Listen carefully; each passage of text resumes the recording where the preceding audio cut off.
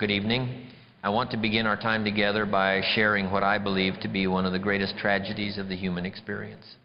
The greatest tragedy in life is not that people aim too high and miss. It is that they aim too low and hit. They set the bar for their lives at a level of mere survival, of simple comfort, and they achieve it. And in achieving it, they miss the grander version of themselves that was always waiting to be unleashed. Most people do not fail because they lack talent or intelligence or opportunity. They fail because they settle. They live in a comfortable prison of their own making, a prison built not from bricks and mortar, but from excuses, from fears, and from the seductive lullaby of the comfort zone.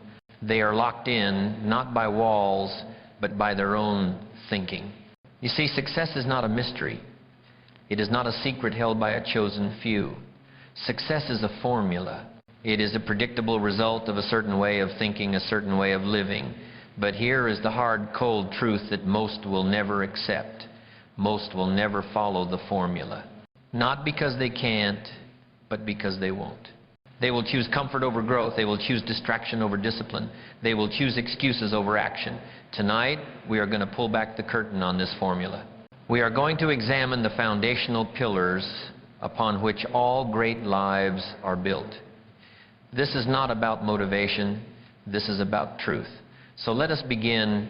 We have opened our discussion tonight with a stark and unavoidable truth that success is not a mystery but a formula that most people will choose not to follow, opting instead for the well-trodden path of comfort and mediocrity. So, where does the formula begin? What is the first and most foundational law in the universe of achievement? It is not talent, which is a gift. It is not opportunity, which is often a matter of circumstance. The first law, the price of admission to a life of your own design, is found in a single, powerful, and profoundly misunderstood concept.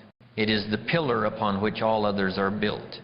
We are here to talk about the currency of discipline. I use the word currency with great intention, because in the economy of life, you do not get what you wish for, you do not get what you hope for, you get what you pay for. And the only currency accepted for the purchase of a magnificent future is the hard, cold, and utterly reliable currency of discipline paid for through the act of sacrifice.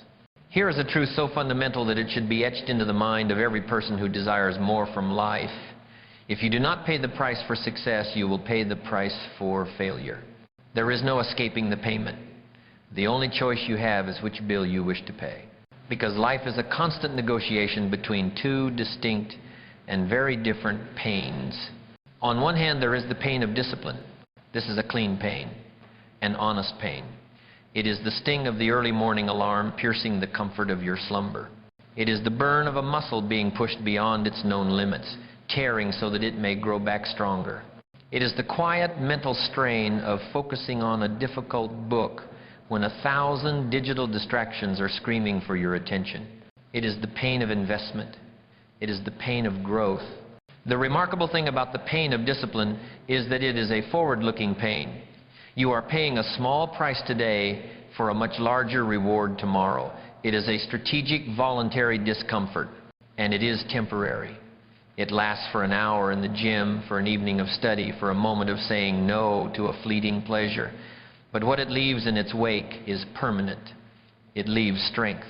It leaves skill. It leaves pride. It leaves the solid foundation of a future you are actively building. It is a pain that pays a dividend. But then there is the other pain, the one that most people choose, not with a single grand decision, but through 1,000 daily acts of negligence. It is the pain of regret. This pain is different. It is not clean and honest. It is a heavy, suffocating, and dishonest pain. It is dishonest because it is born from the lies we tell ourselves. I'll start tomorrow. I'm too tired. I deserve a break. It is the accumulated debt of all the promises you have broken to yourself. The pain of regret is not the pain of a muscle growing. It is the ache of atrophy. It is the dull, persistent knowledge that you had the potential, you had the time, you had the chance, and you let it slip through your fingers in exchange for comfort. It is the ghost of the magnificent person you could have become, a shadow that follows you into your later years. And unlike the pain of discipline, the pain of regret is not temporary. It does not pay a dividend. It charges interest. It is a weight that grows heavier with each passing year. Discipline, you see, weighs ounces. Regret weighs tons. This choice between the two pains is not a one-time event. It is a daily referendum on your future. Every time you hit the snooze button, you cast a vote for regret. Every time you choose to scroll through your phone instead of reading a page, you cast a vote for regret. Every time you choose the easy road, you are making a down payment on a future filled with the question, what if? This daily choice is governed by the second key concept of this pillar, sacrifice. Now, sacrifice is a word that makes the modern person uncomfortable. It implies loss, deprivation. But this is a misunderstanding of its power. True sacrifice is not about what you lose. It is about what you gain in exchange. It is the strategic act of trading something of a lower value for something of a much higher value. The great fallacy of our time is that you can have it all right now, that you can have the comfort of the present and the rewards of the future. This is a lie sold to you by those who want to keep you a comfortable consumer. The universe does not operate this way. There is always a trade. The successful person understands this. They are a master of the intelligent trade. They willingly trade an evening of mindless entertainment for an evening of skill acquisition. They trade the short-term pleasure of a frivolous purchase for the long-term power of an investment. They trade the comfort of sleeping in for the head start of an early morning. This all comes down to a hierarchy of values. Sacrifice is simply the act of honoring your higher values over your lower ones. If your highest value is long-term financial freedom, then the act of saying no to an expensive dinner out is not a deprivation. It is an act of alignment with your deepest commitment. If your highest value is peak physical health, then the act of choosing a workout over the couch is not a punishment. It is an expression of your identity. Let me tell you again about that young man I knew. The one full of potential, whose dreams filled every room he entered. His stated value was success, but his practiced value was comfort. When it came time to choose between an hour of studying his industry and an hour of watching a game, the game always won.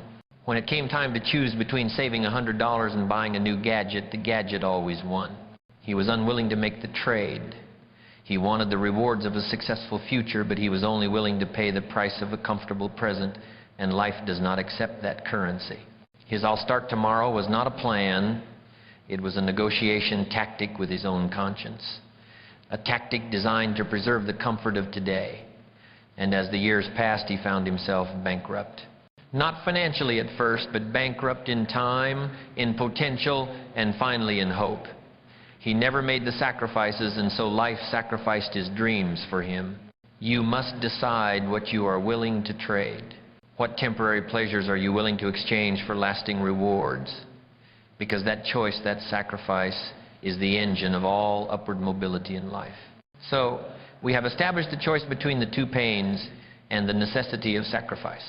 This brings us to the practical application. How do we forge discipline where there was once only impulse? We must build it. And it is built upon three internal commitments. The first is the commitment to a schedule. Discipline begins with intention, and an intention without a plan is merely a wish. Your schedule is the architecture of your intention. It is a promise you make to yourself about how you will invest your most precious asset, your time. Most people live their lives in reaction. They react to emails, to phone calls, to the demands of others. The disciplined person lives their life by design. They decide in advance what is important, and they allocate time for it. The most important part of this commitment is winning the first battle of the day, the battle against the snooze button. How you begin your day sets the tone for everything that follows. If you begin your day by breaking a promise to yourself, the promise to wake up at a certain time, you have already started in a state of deficit. But if you win that first battle, you have created momentum. You have cast the first vote of the day for discipline. Your schedule is your boss. You must learn to respect it. The second commitment is the commitment to know. We often think of discipline as the power to say yes to difficult things. But its real power often lies in the ability to say no. Every day, You are presented with 1,000 invitations to abandon your path, an invitation to a pointless meeting, an invitation to mindless gossip, an invitation from your own mind to get lost in distraction. The undisciplined person says yes to everything, and in doing so says no to their own future. Their time is controlled by the agendas of others. The disciplined person understands that to build something great, you must be ruthless in protecting your focus. Every yes is a no to something else. Saying yes to an hour of scrolling is saying no to an hour of reading. Saying yes to a request that doesn't align with your goals is saying no to the actions that do. Discipline is the power to say no to the good so that you may have the capacity to say yes to the best. The third, and perhaps most counterintuitive commitment, is the commitment to do it badly. What stops most people is not laziness, but perfectionism. Perfectionism is a form of fear dressed up in a noble costume. We wait for the perfect time, the perfect mood, the perfect plan before we act. And so we never act. The disciplined person understands a profound truth. It is better to do your work out badly than to skip it entirely. It is better to write one terrible page than to write nothing at all. It is better to make one clumsy sales call than to make no calls. Why? Because the goal is not to be perfect. The goal is to keep the promise to yourself. The goal is to build the habit. The goal is to stay in motion. Motivation will tell you, don't do it unless you can do it perfectly. Discipline says do it even if it's imperfect. Do it badly, but do it. You can always improve a bad page. You cannot improve a blank page. You must commit to the process, not to the perfection of the outcome. This commitment is what separates the amateur who waits for inspiration from the professional who shows up and does the work. So there it is, the first and most critical pillar, the currency of discipline. It begins with the great choice between the temporary, clean pain of discipline and the permanent, heavy pain of regret. It is funded by the mechanics of sacrifice, where you learn to intelligently trade something of a lower, immediate value for something of a higher, ultimate value. And it is built day by day through the three internal commitments: the commitment to your schedule, the commitment to know, and the commitment to showing up even if it means doing it badly. This is the price, this is the work, this is the currency. Discipline is the bridge. It is a magnificent, powerful structure that you build piece by piece, choice by choice. It is the bridge that can take you from the barren island of your present circumstances to the magnificent continent of your future potential. And now that we have understood how to build this bridge, we must turn our attention to the vehicle we will drive across it. A vehicle that for many is the engine of freedom and opportunity in the modern world. This brings us to our second pillar, the law of financial intelligence. In our last discussion, we accomplished the most difficult and most important work. We laid the foundation, we built the bridge of discipline across the chasm of our own excuses and hesitations. We have established that with this bridge, any destination is possible. But a bridge, no matter how strong, is merely a pathway. You must now have a vehicle capable of making the journey. And in the world we live in, the vehicle that provides the fuel for our grandest ambitions, the vehicle of freedom, of choice, of impact, is, for many, the vehicle of financial success. This brings us to our second great pillar, a pillar not of character, but of strategy, a pillar not of effort, but of wisdom. We must now discuss the law of financial intelligence. Let me be clear. We are not here to talk about greed. We are here to talk about freedom. We are not here to talk about luxury. We are here to talk about choice. Money is one of the most misunderstood subjects in our society.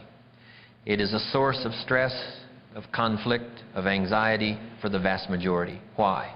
Because most people spend their entire lives being mastered by money instead of learning to master it. If you do not learn the rules of this game, you will be a pawn in it for the rest of your life. You will spend your best years, your best energy working for money. But if you learn the rules, if you develop your financial intelligence, you can build a life where money works for you. That is the difference between a life of servitude and a life of sovereignty. Tonight we will learn the rules.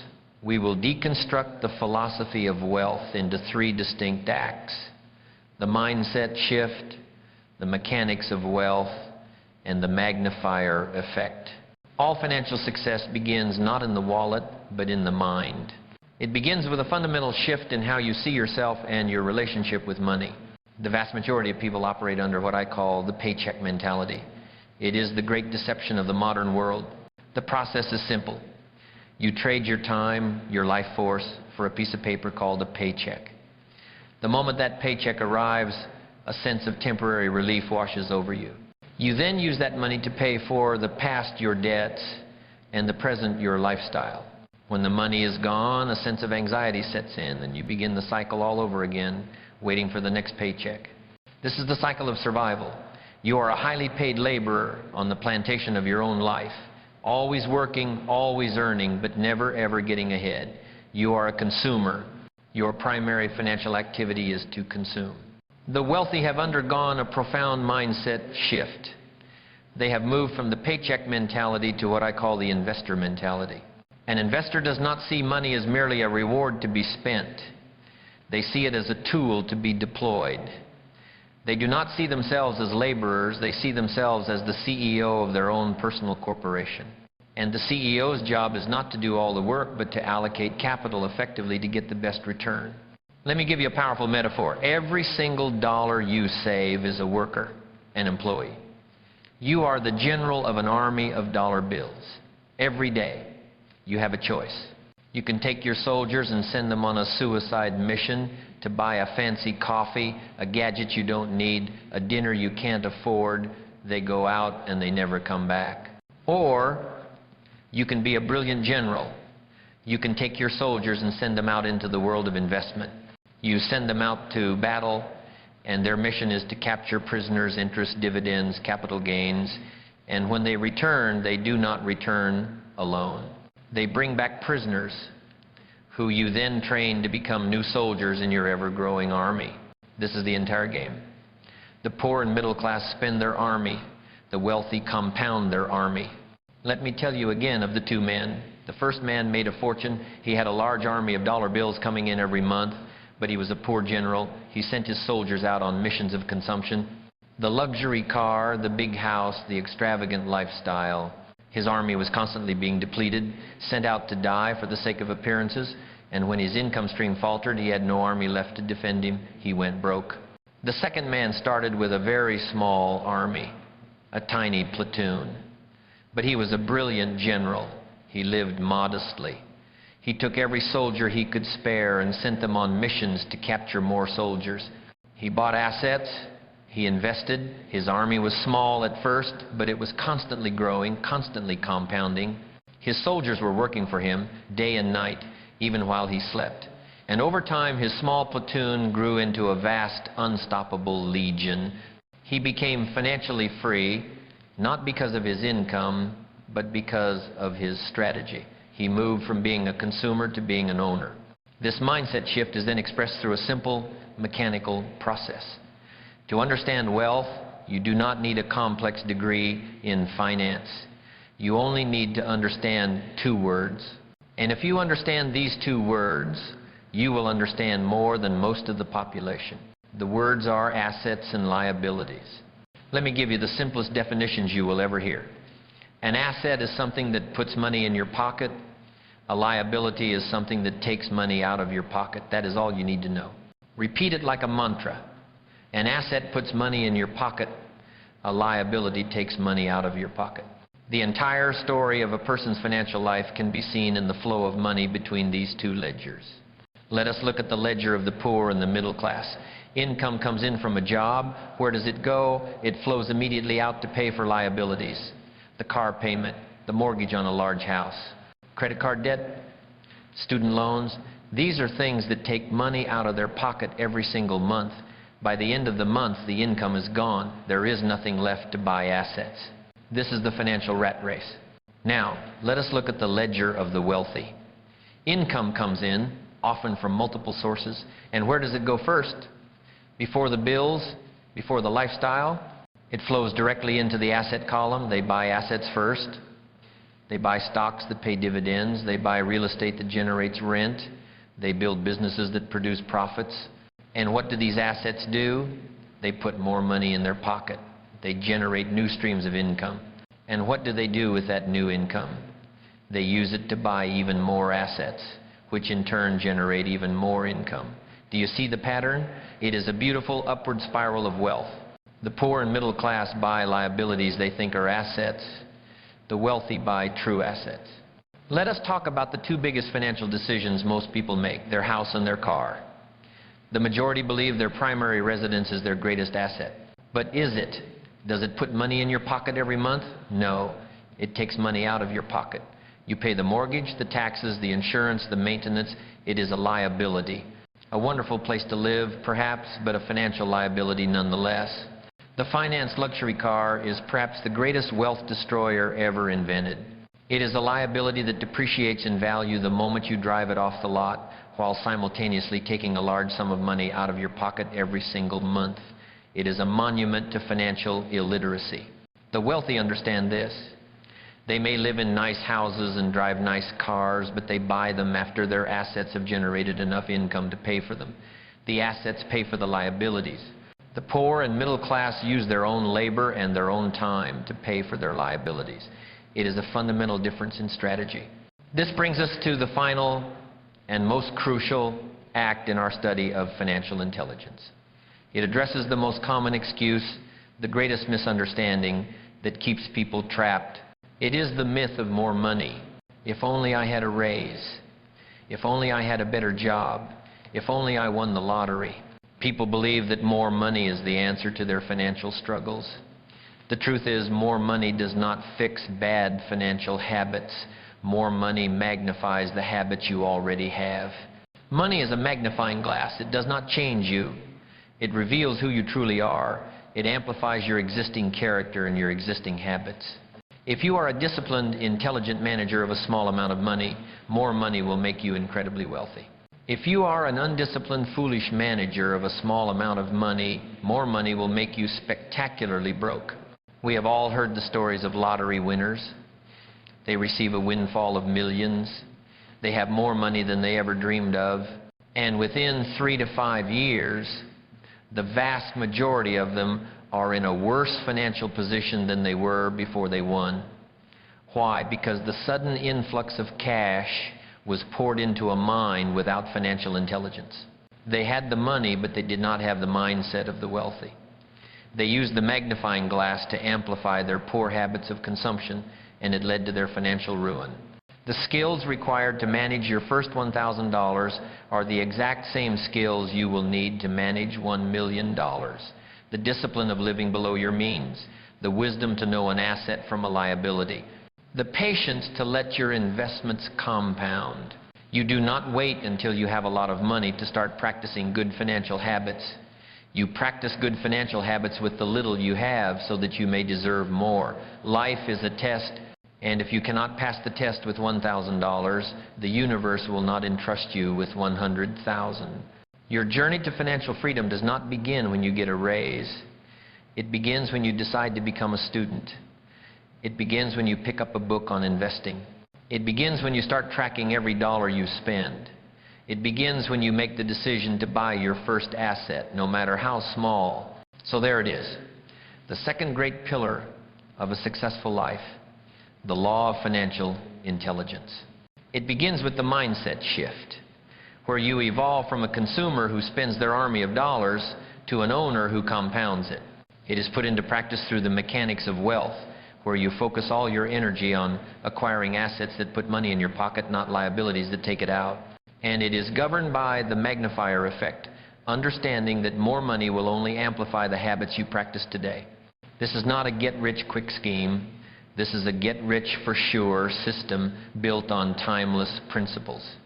Your task is not just to work hard. Your task is to study, to become a lifelong student of this game, to develop your financial intelligence with the same rigor you would develop any other professional skill. Because once you have mastered the currency of discipline, and you have mastered the law of financial intelligence, you have the bridge and the vehicle. But the journey will be long, and it will be filled with challenges and setbacks. And that requires the development of our third pillar, the mindset of resilience. We have just covered the bridge and the vehicle. The discipline and the financial strategy, these are the external tools. But the greatest challenges you will ever face on your journey are not external. They are internal. The next pillar we are about to explore, the mindset of resilience, is the engine core. It is the part that will determine whether you fold under pressure or rise to the occasion. This is where the real work begins. If you are committed to not just learning these ideas, but to forging an unbreakable will, I invite you to subscribe to this channel right now.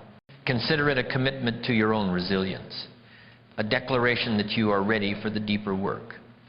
Click that button and let us walk this path together. In our journey so far, we have accomplished monumental work. We have laid the plans and built the bridge of discipline. We have designed and fueled the vehicle of financial intelligence. We have the pathway and the means to travel to any destination we choose. But I must now be honest with you. The road that this vehicle will travel across that bridge is not a smooth, freshly paved highway. That is a fantasy. The real road to success is a treacherous mountain pass filled with sharp turns, sudden storms, fallen rocks, and unforeseen obstacles. Having the world's best vehicle is useless if the first pothole shatters its axle. Having the strongest bridge is meaningless if the first storm frightens you into turning back. This is why the third pillar is perhaps the one that truly separates those who arrive from those who are left broken on the side of the road. We must now discuss the unbreakable suspension system of your entire life. We must talk about the mindset of resilience. Most people begin their journey with a naive optimism. They set their goals, they dream their dreams, they are filled with the excitement of the start. But the moment the real journey begins, the moment the first tire goes flat, the moment the first storm hits, they stop, they hesitate, they second-guess themselves, and eventually they retreat to the comfort and safety of where they began. And that is why success belongs to the few, because most people do not have the internal fortitude to endure the struggle. They have the talent, they have the intelligence, but they lack the mental toughness. Tonight we will dissect this toughness. We will understand it not as some mythical trait of heroes, but as a skill that can be cultivated, a mindset that can be built. We will explore it in 3 acts: how to reframe failure, the anatomy of true persistence, and how to cultivate an unbreakable will. The single greatest difference between those who succeed and those who fail is their relationship with the concept of failure itself. For the vast majority, failure is a verdict. It is a final judgment delivered by the universe on their talent, their intelligence, and their worth. When they launch a business and it fails, the story they tell themselves is, "I am a failure." When they make an investment and it loses money, the story is, "I am not good with money." They take it personally. They see it as a reflection of their permanent, unchangeable abilities. Failure to them is a stop sign. It is a signal to retreat. This is the great misinterpretation that keeps the world in a state of mediocrity. The resilient mind operates from a completely different philosophy. To the successful, failure is not a verdict, it is tuition. It is the price you pay for a valuable education in the unsparing school of reality. Think of a scientist in a laboratory. The scientist has a hypothesis, they run an experiment to test it, and the experiment does not produce the expected result.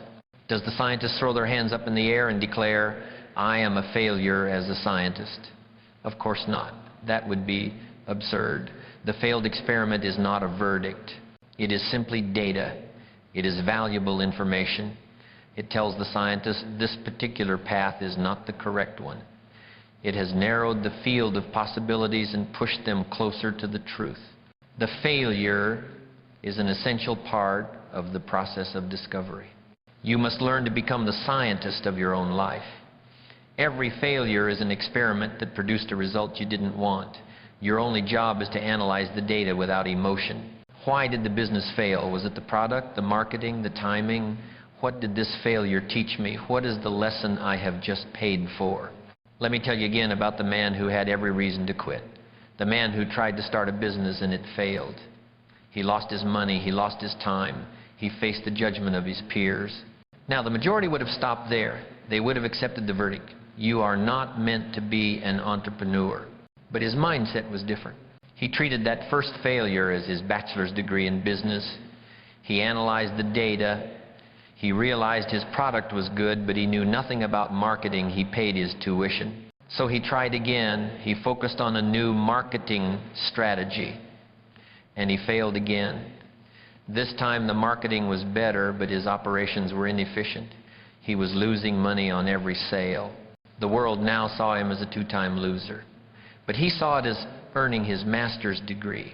He had paid for another round of invaluable education. He was now armed with the lessons from two powerful experiments. He knew what not to do. He understood the market, he understood his costs, he understood his customer, and on the third try he made it work. He built his empire not in spite of his failures, but because of them. His failures were the very foundation of his success. He did not see them as stop signs. He saw them as signposts, pointing him in the right direction. This ability to learn from failure is the fuel for the second key component of resilience, persistence. Now, persistence is a word we all know, but few truly understand. Persistence is not just stubbornness. It is not just blindly ramming your head against a wall over and over again. That is foolishness. True persistence is intelligent. It is adaptable. A river cuts through solid rock not because of its brute power, but because of its persistence. This is a profound metaphor if you truly analyze it. The river is relentless. It never stops. It applies a small, consistent pressure day after day, year after year. It is the embodiment of consistency. But the river is also flexible. It does not just hit the rock head on. It flows. It seeks the path of least resistance. It goes around some obstacles over others. It is only when the obstacle is immovable, like the great rock, that it begins the slow, patient, relentless work of erosion. It is stubbornly committed to its destination, the ocean, but it is incredibly flexible in its method of getting there. This is the anatomy of true persistence. It is a powerful combination of two seemingly contradictory qualities: unwavering faith in your destination and incredible flexibility in your method.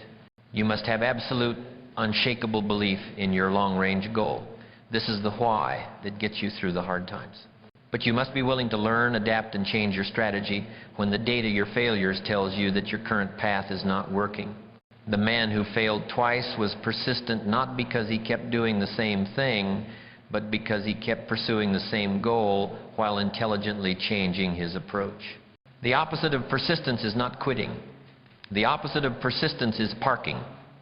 Along the road to success, there are many tempting parking spaces. A comfortable job that pays just enough.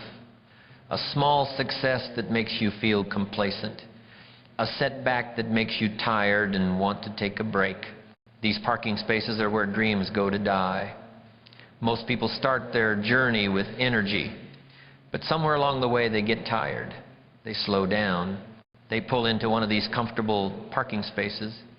They tell themselves they will get back on the road again later. But the engine cools, the inertia sets in, and later never comes. The persistent person refuses to park. They may slow down, they may change course, but they never ever stop moving towards their destination. So we must reframe failure as tuition, and we must practice intelligent persistence. But how do we develop the inner strength to do this when we are feeling beaten down and discouraged? We must train it. Mental toughness is a muscle. It is not something you have, it is something you build. You build it in what I call the inner gymnasium. And the first exercise in this gym is the principle of deliberate discomfort. A muscle cannot grow in a state of comfort.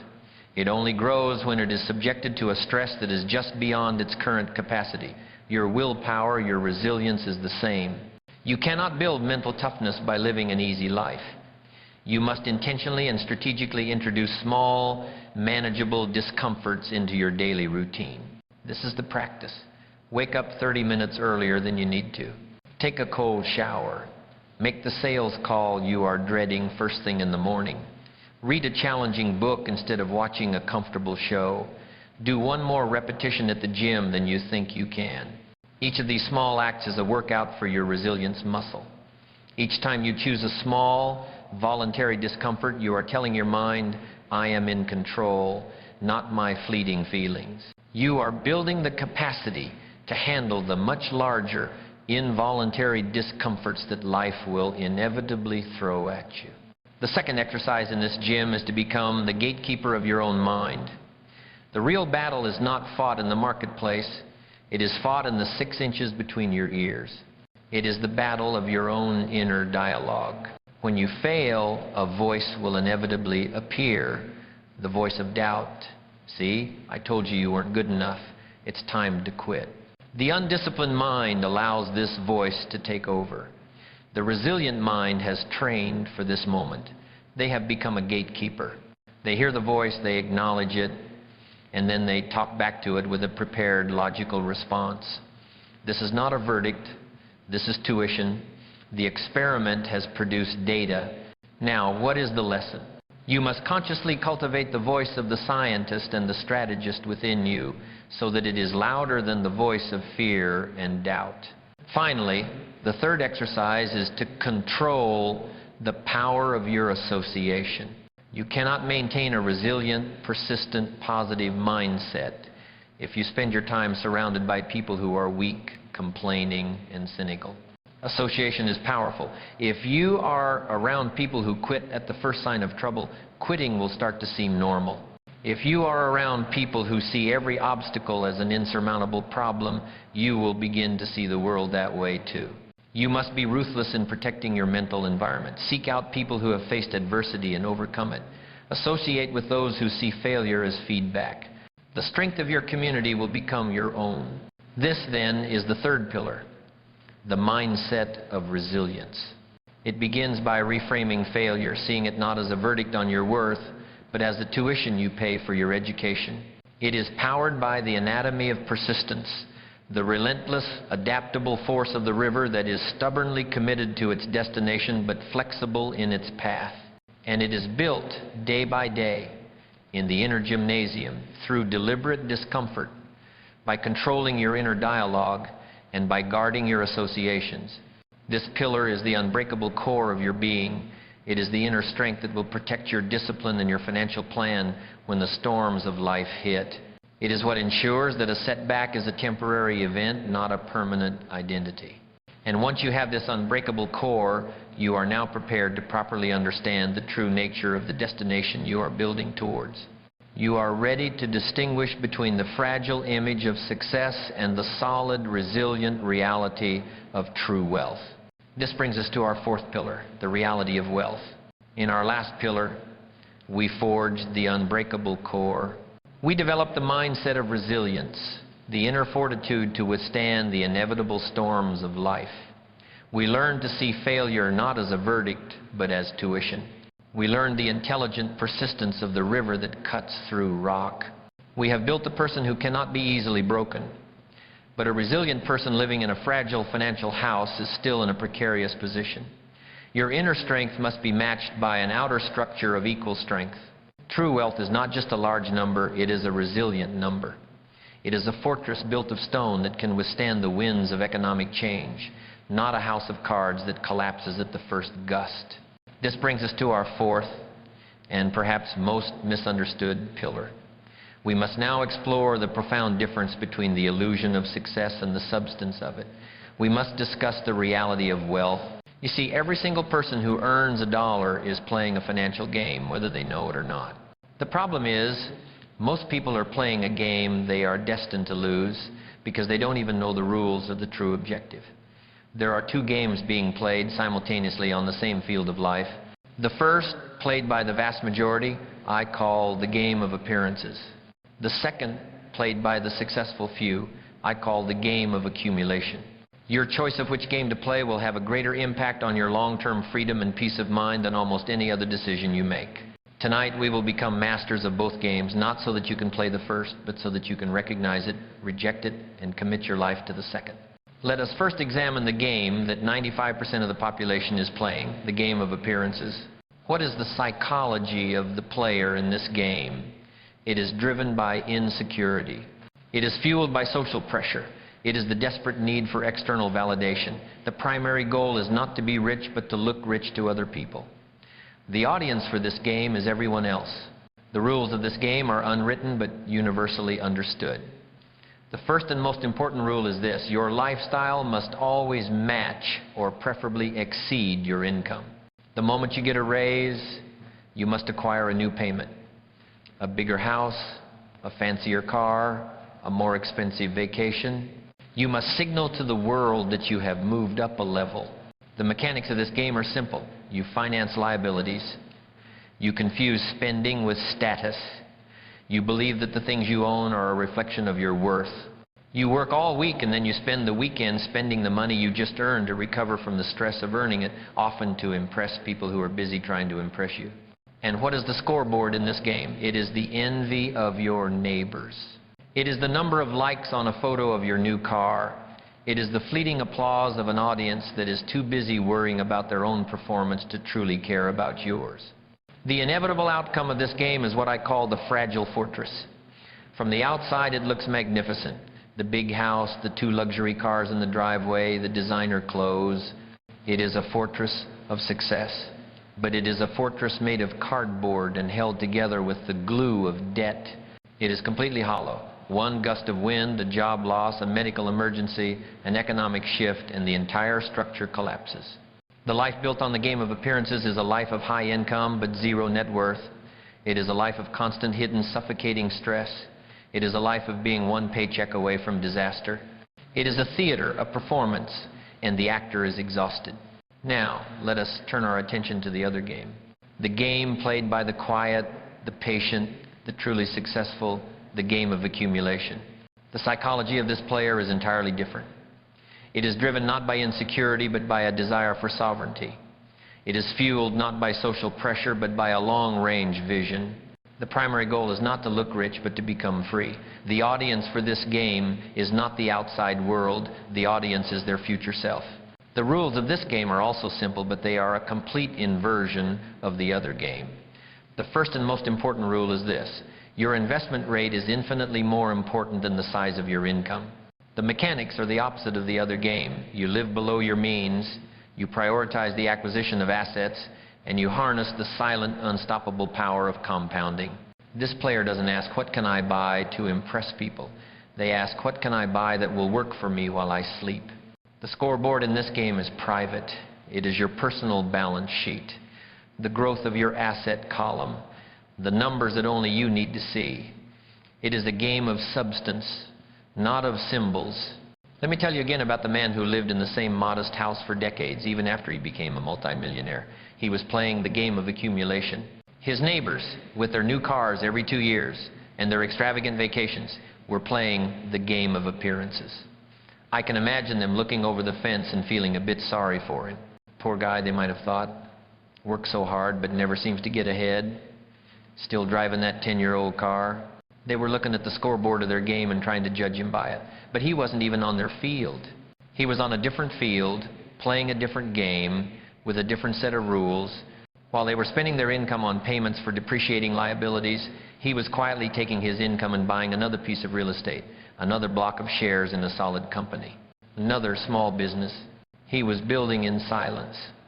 And when the economic storms came, when his neighbors lost their jobs and the banks came to repossess their fancy cars, his fortress was untouched. Because his fortress was not made of cardboard, it was made of income-producing assets. It was real. He had sacrificed the temporary applause of his neighbors for the permanent security of his family. He chose the quiet satisfaction of being wealthy over the loud performance of looking rich. This brings us to the most important question of this pillar. If we are to play the game of accumulation, what is the prize we are actually playing for? What is the purpose of all this saving and investing? What is wealth in its truest sense? I can tell you that wealth is not a number in a bank account. That is merely a tool. True wealth is not a state of having, it is a state of being. It is the acquisition of a certain kind of freedom. I believe it is composed of 3 specific, profound freedoms. The first is freedom from worry. This is the peace of mind that comes from knowing your financial foundation is built on solid rock, not on the shifting sands of a weekly paycheck. It is the ability to sleep soundly at night without the gnawing anxiety of debt or the fear of a sudden emergency. It is knowing that if you lose your job tomorrow, it is an inconvenience, not a catastrophe. This is security. It is a state of inner calm that no luxury car or designer watch can ever provide. It is the wealth of a quiet mind. The second is freedom of time. This is perhaps the greatest expression of wealth. It is the ability to choose with complete sovereignty how you spend the hours of your day. It is the ability to wake up in the morning without the blare of an alarm clock and ask yourself, what would I like to do today? It is the freedom to walk away from a job that is crushing your spirit. The freedom to take a year off to travel with your family. The freedom to dedicate your afternoons to a creative passion or a community project without worrying about the income. This is the freedom to be the master of your own calendar, which is the ultimate luxury. It is the wealth of a life you truly own. And the third and highest freedom is freedom of contribution. This is the ability to make a meaningful, significant impact on the people and causes you care about.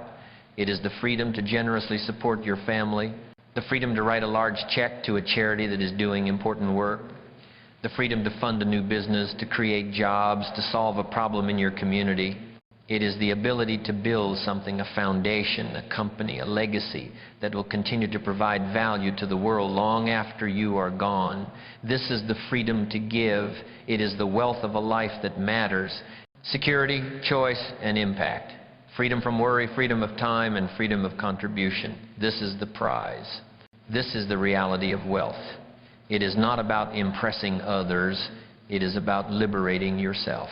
So we see the two games laid bare. The game of appearances, which promises instant gratification but delivers long-term stress. Its prize is the fleeting envy of others.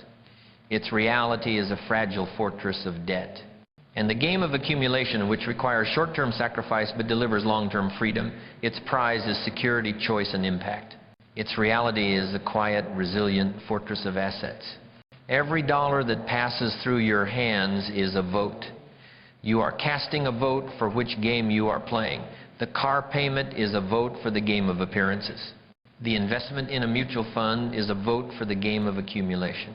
The choice is yours every single day.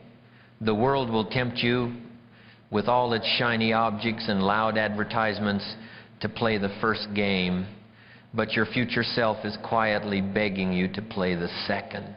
So I ask you, which game will you choose to play from this day forward?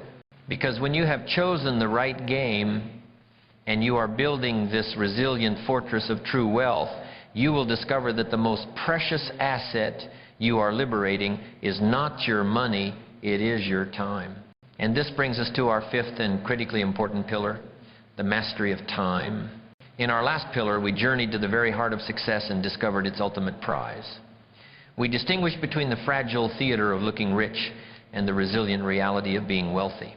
And we concluded that the greatest reward that true wealth can purchase is not a thing, not a possession, not a status symbol. It is freedom. And the highest, most precious form of freedom is the freedom of time. This brings us to our fifth and final pillar.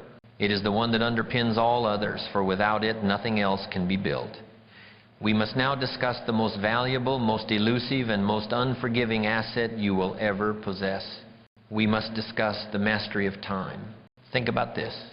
You can lose your fortune and earn it back. You can damage your health and with effort restore it. You can break a relationship and with humility mend it. But a minute, an hour, a day that is wasted is gone forever.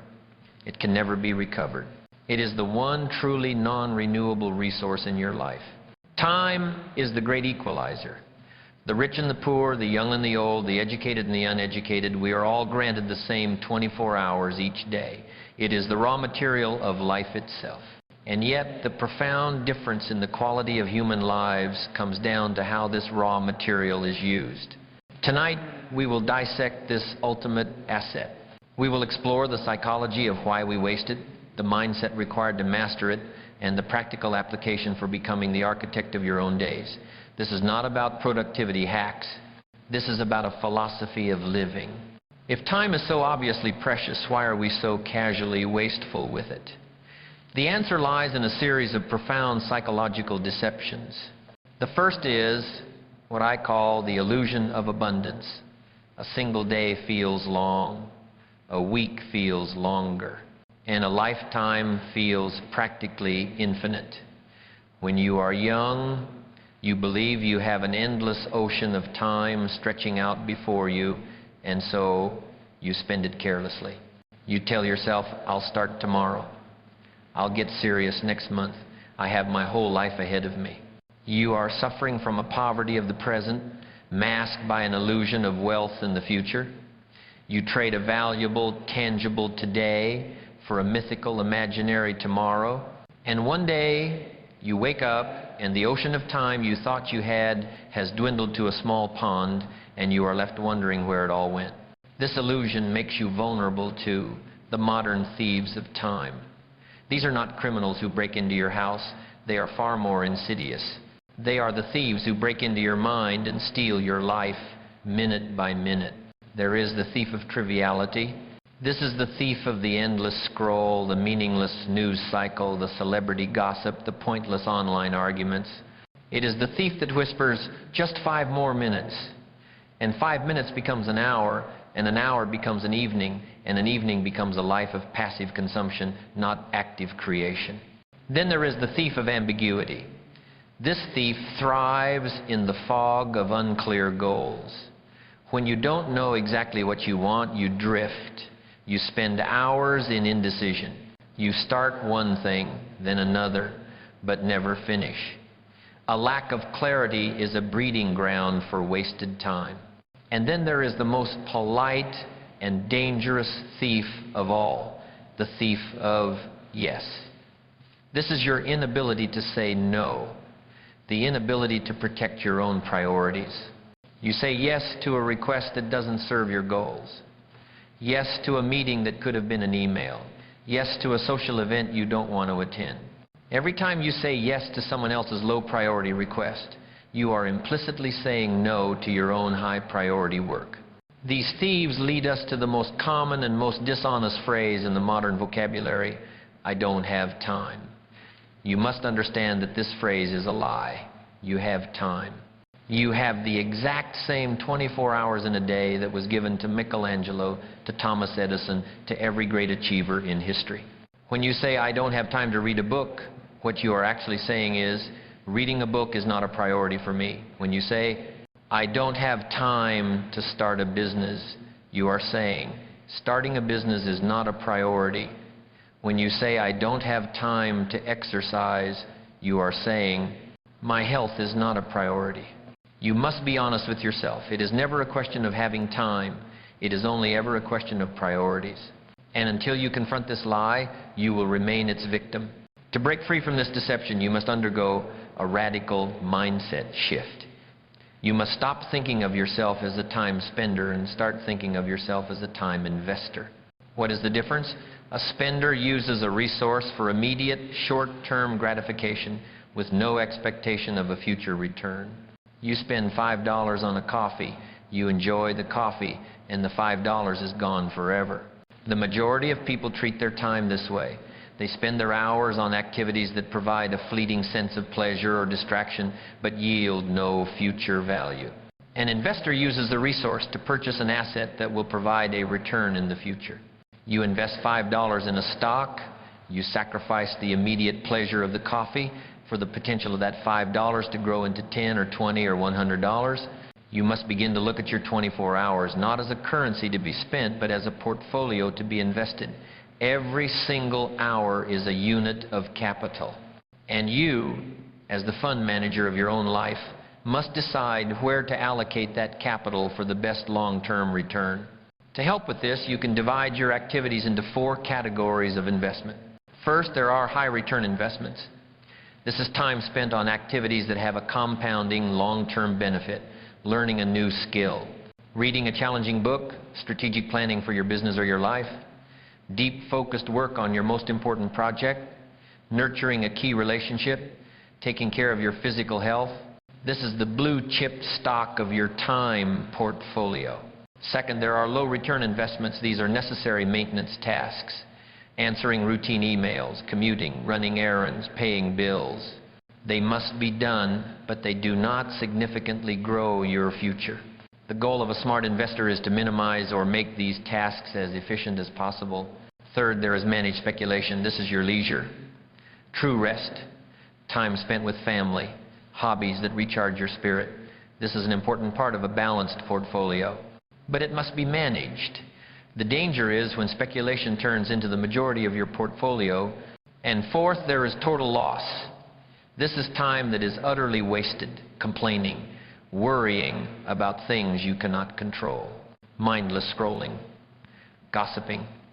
This is the equivalent of setting your money on fire. The successful person is ruthless about eliminating this category from their life. The master of time consciously designs their portfolio. They ensure the majority of their unallocated time is going into high-return investments. They are not just letting their day happen to them, they are happening to their day. They are an investor, not a spender. So how do we apply this investor mindset in a practical daily way? We must become the architect not just of our decade, but of our day. This is where the grand vision is translated into daily reality. The first principle of the daily architect is to distinguish between the major and the minor. Most people spend major time on minor things. They spend an hour deciding on a minor purchase, but won't spend an hour planning their year. They dedicate their best energy to answering unimportant emails. Your job is to identify the one or two major activities that, if done consistently, will have the greatest impact on your long-term vision. And you must give these activities the best of your time and energy. This leads to the practice of winning the morning. The first 3 hours of your day are your golden hours. Your willpower is at its highest. Your mind is at its clearest. The world has not yet begun to make its demands on you. The undisciplined person gives these golden hours away to minor things, checking their phone, reading the news, reacting to emails. The architect protects these hours fiercely. This is the time you schedule your highest return investments. You work on your most important project, you study, you exercise. You win the morning, and you will win the day. To do this effectively, you must learn the art of the time block.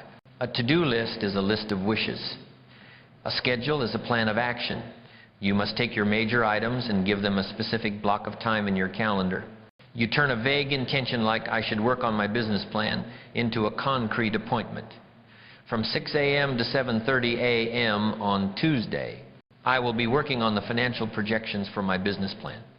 You treat this appointment with the same seriousness as an appointment with a doctor or your most important client. And finally, you must install a system for planning. I recommend the Sunday evening ritual. Before the week begins, before you are swept up in its chaos, you take 30 minutes. You review your long-range goals, your design for the decade. You ask yourself, what are the most important things I can do this week to move me closer to that vision? You then take those 2 to 3 major items and schedule them as concrete time blocks in the week ahead. You are no longer a firefighter reacting to the fires of the week. You are the architect, calmly executing a well-designed plan. You don't just let your week happen to you, you happen to your week. So this is our final pillar, the mastery of time. It begins by shattering the great time deception, understanding that I don't have time is a lie, and recognizing the thieves that steal your life. It requires a profound mindset shift from being a time spender who lives for the moment to a time investor who is building a future portfolio of freedom.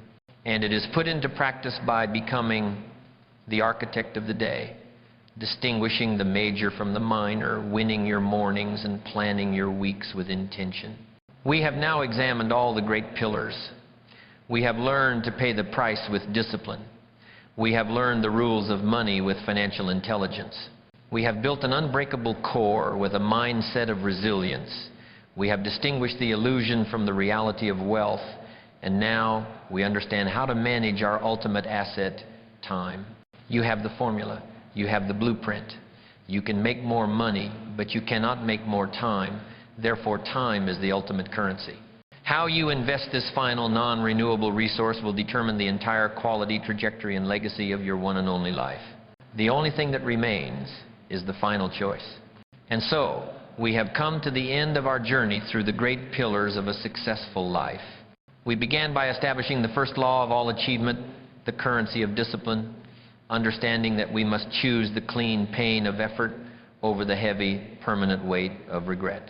We then built the vehicle to cross that bridge of discipline. The law of financial intelligence, learning to become the master of money, not its slave, by acquiring assets and understanding the language of wealth. We then installed the unbreakable suspension system for that vehicle, the mindset of resilience, learning to reframe failure as tuition and to practice the relentless, adaptable persistence of the river that cuts through rock. We then clarified our destination, understanding the reality of wealth, not the fragile theater of appearances, but the resilient fortress of freedom from worry, freedom of time, and freedom of contribution. And finally, we have come to appreciate the raw material from which all of this is built, the mastery of time, the ultimate non-renewable asset that we must invest with the wisdom of an architect. The formula is now before you. The blueprint is in your hands. But I must now share with you the final and most important truth. Knowing the formula is not enough. Possessing the blueprint will not build the house. The greatest tragedy is not ignorance. It is knowledge that is not applied. We now stand at a crossroads, a place of ultimate power, a place of choice. It is the choice that defines the entire trajectory of a life. On one side, there is a well-trodden, crowded, and deceptively comfortable path. On the other, a path that is steep, challenging, and less traveled. Before you can choose, you must understand the true destination of each path. Let us first look down the path that the vast majority will take.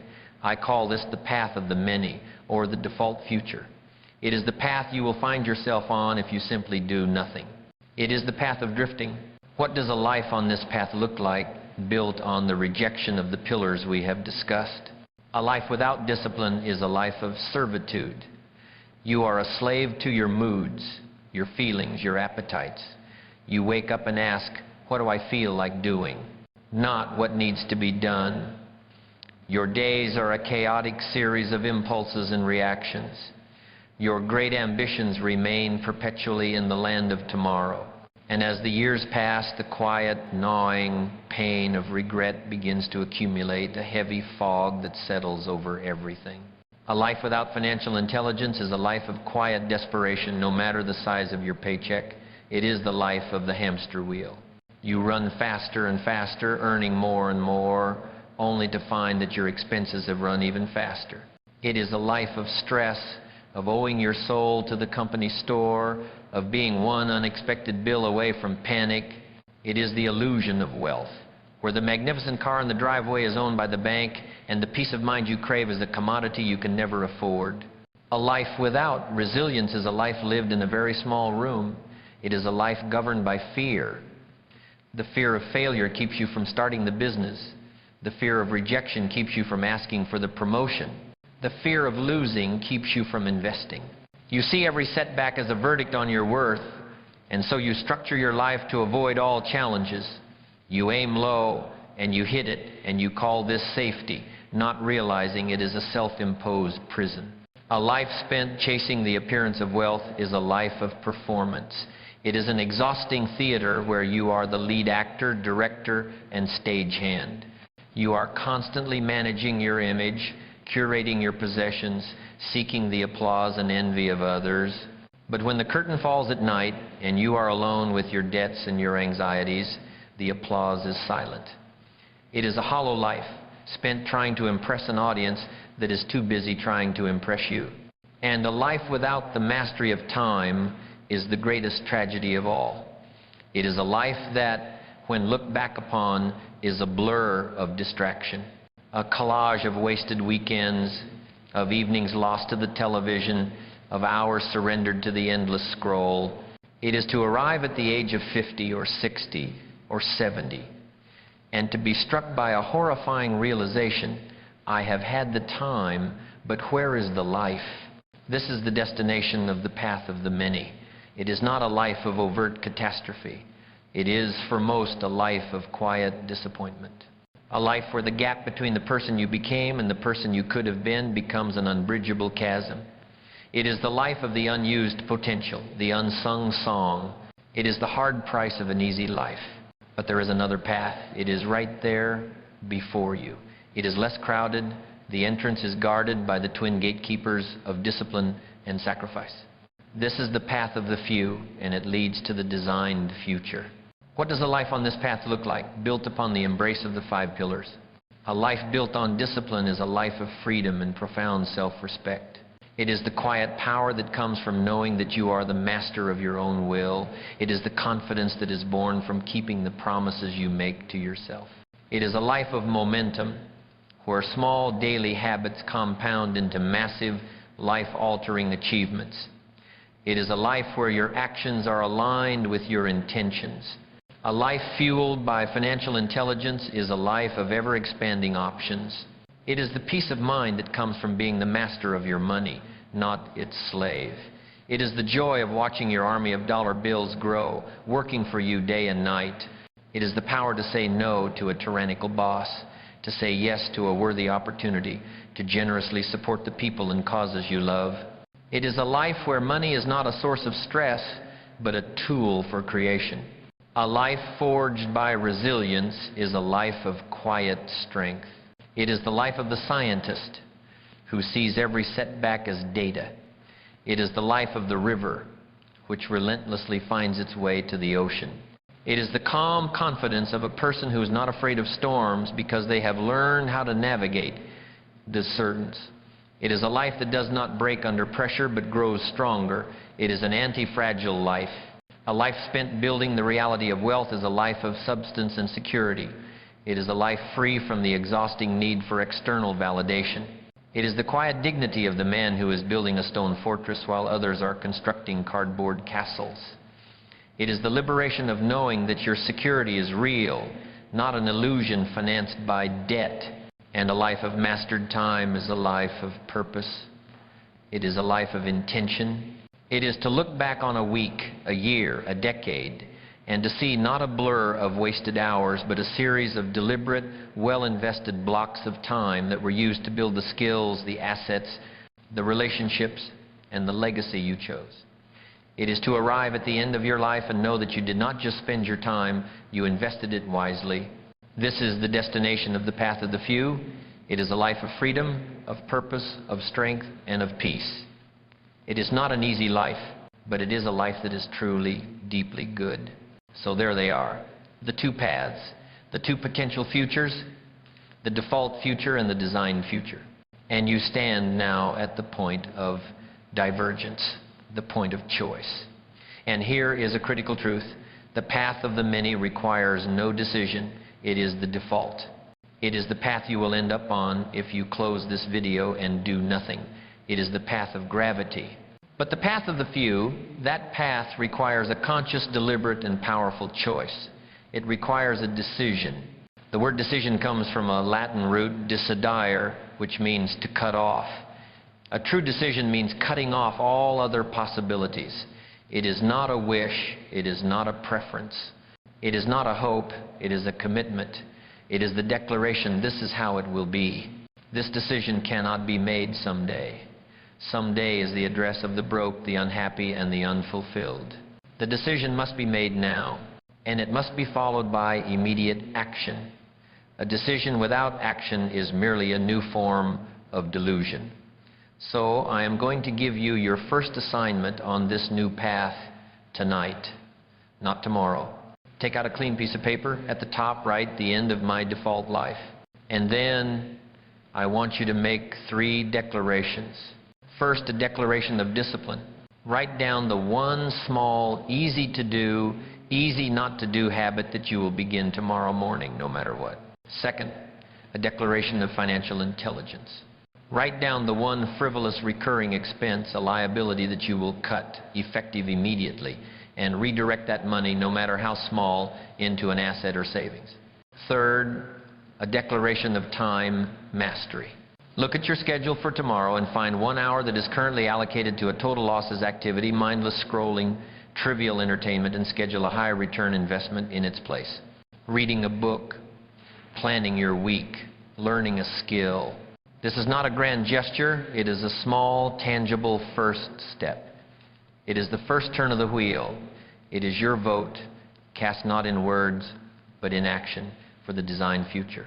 Because 5 years from now, you will arrive. That is a certainty. The only question is where.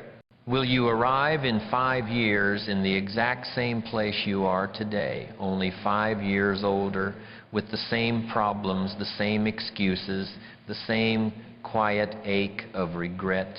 Or will you arrive in 5 years a completely different person, wiser, stronger, wealthier, freer, looking back with pride at the day you made a true decision? The formula is here. The path is clear. The choice is yours, and it is the only choice that truly matters. The journey will be challenging, the price will be real, but the reward is a life lived on your own terms, a life of your own design. The choice, as always, is yours. The principles we've discussed tonight are the beginning of a conversation, not the end. This channel is a place dedicated to exploring the art and science of a well-lived life. If you believe in this journey, if you are committed to becoming the architect of your future, then I invite you to become a permanent part of this community. Subscribe to the channel and turn on notifications so you never miss a part of this ongoing masterclass. Let this be day one of your new life. Thank you for being here.